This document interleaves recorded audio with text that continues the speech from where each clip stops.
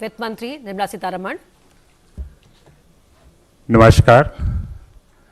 आज हम आत्मनिर्भर भारत चौथे दिन का जो है वित्त मंत्री जी की तरफ से आप लोगों के ब्रीफिंग के लिए स्वागत करते हैं और मैं रिक्वेस्ट करता हूं कि आज की ब्रीफिंग मैडम शुरू कर दी जाए।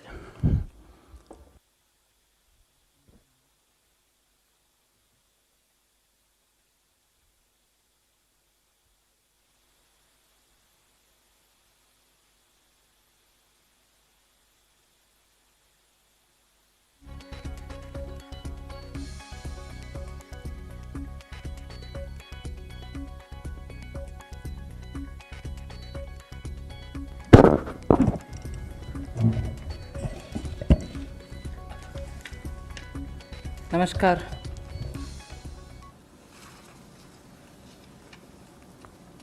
Today is the fourth day where after the Prime Minister's address to the nation on building a Atmanirbhar Bharat, we have been announcing in several tranches the various steps that we want to take to give a stimulus, to help and to extend that little assistance which as a government we should and do it in time, and therefore we had a Pradhan Mantri Garib Kalyan package.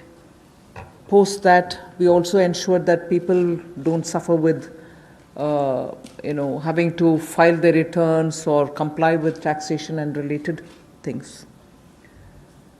So in stages we've announced relief for the MSMEs, NBFCs and so on. But importantly, Prime Minister had also said in building a self-reliant Bharat, we should prepare ourselves also for tough competition so that we become strong, we are able to be, first of all, self-reliant, and at the same time, be sure we are strong enough to face the challenges of the global value chains and also be ready to integrate. I repeat, when we talk of self-reliant Bharat, when we talk of Atmanirbhar Bharat, we are not looking inwards. It's not isolationist policy.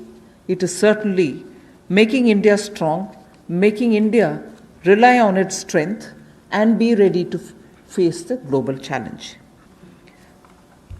Many sectors need policy simplification, whereby we can make it simpler for people to understand what that sector can provide for them, how they can participate in that sectoral related activities, bring in transparency in processes, and so on. So once we decongest sectors,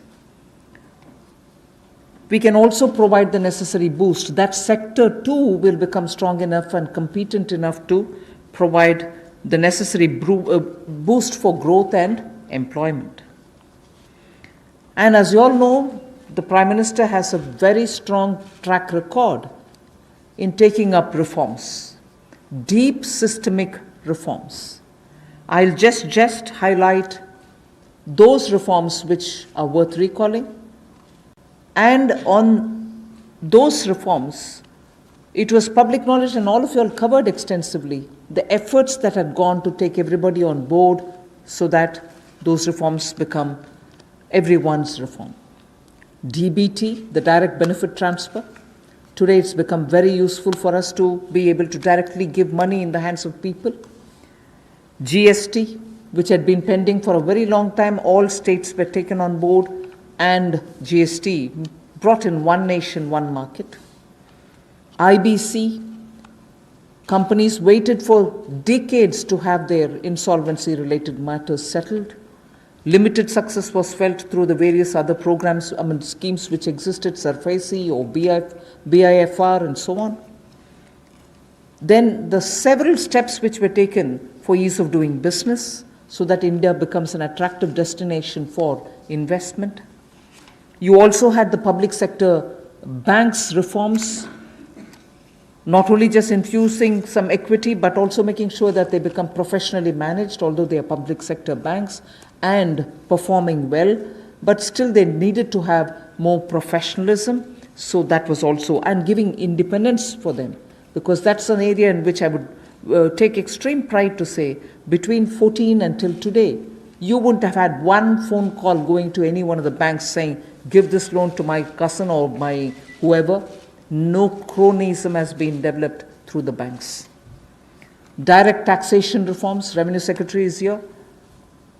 Most unexpected time, the country saw that a drastic step had been taken, drastic but in a favorable sense.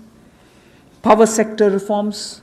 Udai was a scheme which was brought in with a great sense of wanting to clean up that sector. It has its challenges, but it was a daring reform.